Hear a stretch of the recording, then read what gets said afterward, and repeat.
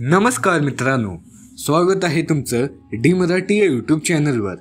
आज आपण एका खास आध्यात्मिक प्रवासाला निघणार आहोत, जिथे आपण जाणून घेणार आहोत महाराष्ट्रातील अष्टविनायकापैकी 7व्या गणपतीबद्दल, श्री विघ्नेश्वर ओझर।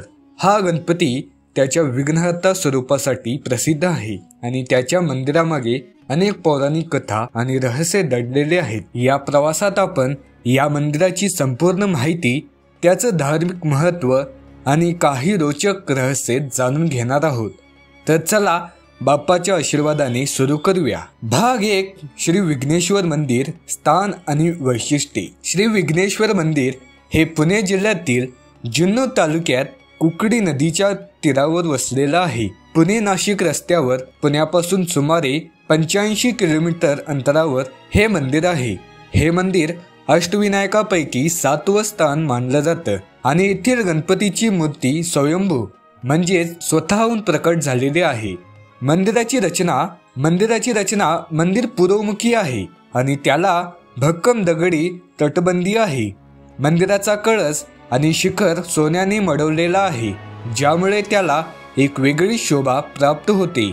मंदिराच्या प्रवेशद्वारावर 4 द्वारपाल कोरलेले आहेत आणि विशेष म्हणजे पहिल्या आणि 4थ्या द्वारपालाच्या हातात शिवलिंग आहे, जे गणपतीच्या शिवभक्तीचं प्रतीक आहे। मंदिराचं स्वरूप, श्री विघ्नेश्वराची मूर्ती डाव्या सोंडेची आहे आणि ती पूर्ण कृतीत आहे। मूर्तीच्या डोळ्यात, मानके आणि कपाळावर तसेच नाभीत हिरे जडलेले आहेत। मूर्तीच्या दोन्ही बाजूंना रिद्धी सिद्धींच्या पितळी मूर्ती आहेत, ज्या गणपतीच्या समृद्धी आणि यशाचं प्रतीक आहेत। मंदिराचा इतिहास, असं सांगितलं जातं की या मंदिराच्या जीर्णोद्धार पेशव्यांचे बंधू चिमाजी अप्पा यांनी 18व्या शतकात केले। वसईच्या लढाईत विजय मिळवल्यानंतर त्यांनी मंदिराला सोन्याचा कळस बसवला। यामुळे हे मंदिर अष्टविनायकामध्ये सर्वात श्रीमंत गणपती म्हणून ओळखलं जातं। भाग 2, पौराणिक कथा, विघ्नासूर आणि विघ्नेश्वर। श्री विघ्नेश्वराला विघ्नहर्ता म्हणून का ओळखलं जातं, यामागे एक पौराणिक कथा आहे। अभिनंदन राजाचा यज्ञ। पुराणानुसार अभिनंदन नावाचा एक राजा होता, ज्याने त्रिलोकधारी होण्यासाठी एक मोठा यज्ञ सुरू केला। यामुळे इंद्राला आपलं सिंहासन धोक्यात आल्याची भीती वाटली। त्याने विघ्नासूर नावाच्या राक्षसाला यज्ञात अडथळे आणण्यासाठी पाठवलं। विघ्नासुराने केवळ यज्ञातच अडथळे आणले नाही, तर तो पृथ्वीवर आणि स्वर्गातही अनेक संकटे निर्माण करू लागला। लोक त्रस्त झाले आणि त्यांनी ब्रह्मदेव आणि भगवान शंकर यांच्याकडे मदतीसाठी याचना केली। त्यांनी सर्वांना श्री गणपतीची आराधना करण्यास सांगितले। गणपती आणि विघ्नासूर युद्ध। गणपतीने पराशर ऋषींचा पुत्र म्हणून अवतार घेतला आणि विघ्नासुराशी घनघोर युद्ध केलं। या युद्धात गणपतीने विघ्नासुराचा पराभव केला। पराभूत विघ्नासुराने गणपतीला शरण येऊन दया मागितली। गणपतीने त्याला एक अट दिली, जिथे माझी पूजा होईल तिथे तू कधीच येणार नाहीस। विघ्नासुराने गणपतीला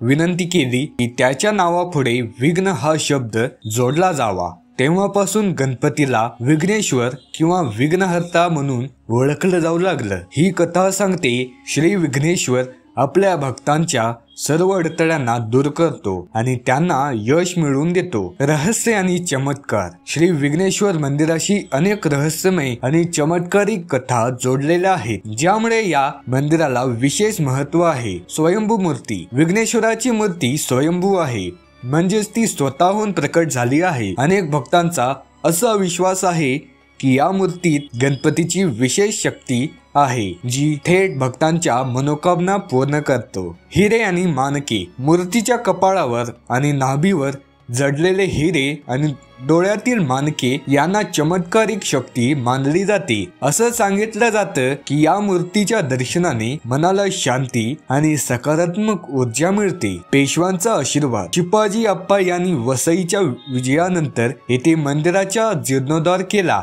आणि सोन्याचा कळस बसवला। त्यांचा असा विश्वास होता की विघ्नेश्वराच्या आशीर्वादाने त्यांना हा विजय मिळाला। यामुळे येथील गणपती नवसाला पावणारा गणपती म्हणूनही ओळखला जातो कुकडी नदीचं रहस्य. मंदिर कुकडी नदीच्या तीरावर आहे आणि असं सांगितलं जातं की या नदीच्या पाण्याला विशेष शुद्धतेचं महत्व आहे. भक्त या पाण्याने स्नान करून मंदिरात दर्शनाला जातात.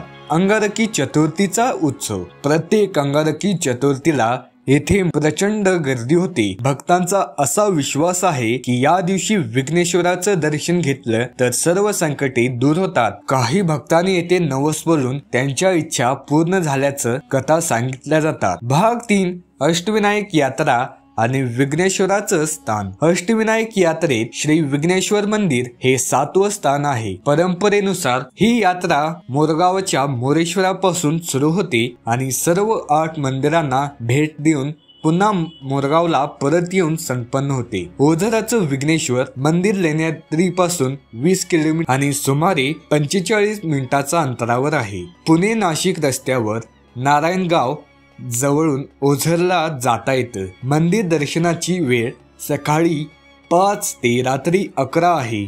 मंदिर परिसरात धर्मशाळेची व्यवस्था आहे जिथे भक्तांना राहण्याची सोय आहे. उत्सव भाद्रपद आणि माघ महिन्यात येथे मोठे उत्सव साजरे होतात. विशेषतः त्रिपुरी पौर्णिमेला 4 दिवसांचा उत्सव असतो. मंदिरातील दीपस्तंभ शेकडो दिव्यांनी उजळलेला असतो जे पाहण्यासारखं असतं. डी मराठीच्या प्रिय प्रेक्षकांनो, आज आपण विघ्नेश्वराच्या पवित्र मंदिराचा आणि त्याच्या रहस्यमय कथांचा हा आध्यात्मिक प्रवास पूर्ण केला. हा गणपती आपल्या सर्व अडथळ्यांना दूर करतो आणि यश, समृद्धी आणि शांती प्रदान करतो. तुम्ही जर अष्टविनायक यात्रेला जायचा विचार करत असाल तर ओझरच्या विघ्नेश्वराचं दर्शन नक्की घ्या. तुम्हाला हा व्हिडिओ कसा वाटला हे आम्हाला कमेंट्स मध्ये नक्की सांगा. आणि हो, तुमच्या अष्टविनायक यात्रेच्या किंवा विघ्नेश्वराच्या दर्शनाच्या काही खास आठवणी असतील तर त्या शेअर करा. जर तुम्ही अजून आमच्या चॅनलला सबस्क्राईब केला नसेल तर आत्ताच सबस्क्राईब करा आणि बेल आयकॉन दाबा जेणेकरून आमचे नवीन व्हिडिओज तुम्हाला लगेच मिळतील. गणपती बाप्पा मोरया. धन्यवाद.